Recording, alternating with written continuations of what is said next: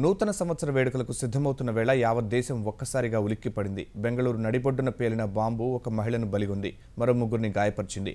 పేలుడుకు గల కారణాలు కనుగొనేందుకు పోలీసు శాఖ ముమ్మరంగా ప్రయత్నిస్తోంది. ఇది ఉగ్రదాడి ఉండొచ్చా అన్న కోణంలో దర్యాప్తు సాగిస్తోంది. పేలుడు ఘటనపై ఎప్పటికప్పుడు సమాచారం తెలుసుకుంటున్న కేంద్ర హోంమంత్రి కేంద్రం నుంచి పూర్తి సాయం అందిస్తామని కర్ణాటక ప్రభుత్వానికి భరోసా కల్పించారు. మృతురాలి కుటుంబానికి 5 లక్షల పరిహారం ఇస్తామని ముఖ్యమంత్రి సిద్ధరామయ్య ప్రకటించారు. బెంగళూరు మరో బాంబు పేలుడుతో దద్దరిల్లింది. నగరం నడిబొడ్డున జరిగిన బాంబు పేలుడు అందరినీ భయభ్రాంతులకు గురిచేసింది. బ్రిగేడ్ రోడ్ సమీపంలోని ఓ రెస్టారెంట్ దగ్గర పెట్టిన బాంబు ఆదివారం రాత్రి 8:30 సమయంలో పేలింది.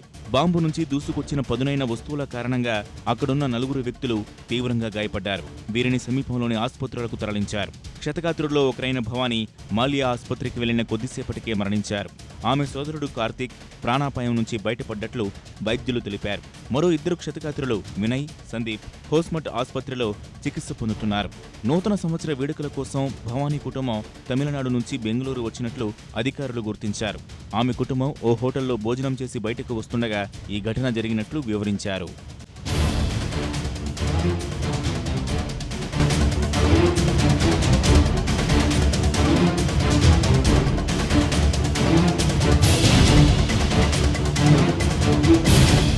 పేలుడు సమాచారం అందుకున్న వెంటనే బెంగళూరు పోలీసులు అప్రమత్తమయ్యారు. నగరమంతా హై అలర్ట్ జారీ చేసి కీలక ప్రాంతాల్లో తనిఖీలు చేపట్టారు. పేలుడు జరిగిన ప్రదేశాన్ని తమ ఆధీనంలోకి తీసుకుని అణువణువు గాలించారు.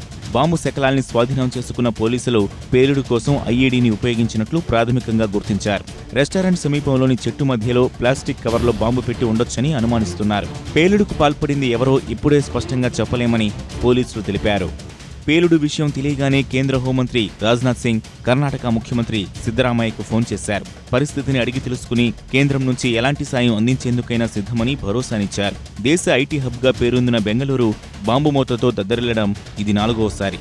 2008లో 9 చోట్ల జరిగిన వరుస బాంబు పేలుళ్లలో 2ని బలిగొన్నాయి, మరో 20 మందిని గాయపరిచాయి. 2010లో ఐపీఎల్ మ్యాచ్ ముందు స్టేడియం దగ్గర పేలిన 2 బాంబులు 15 మందిని గాయపరిచాయి.